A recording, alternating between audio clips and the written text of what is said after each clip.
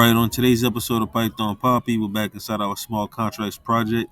Let's have a look at what we're going to be going over today. Yesterday, we went over the steps of actually adding our private key to our contract. We recorded this as we went over yesterday with our private key equaling our os.getEnv, passed in the parameter of private key. We're going to add my account equals my account dot from key.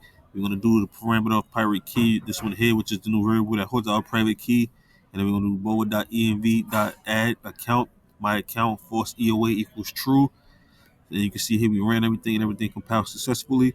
So this is our broadcasted transaction. You can see here, this is where the transaction was broadcasted from. Same address as this one here. So this is where it was broadcasted from. This is the block it was mined in here. Continues all over to this line here.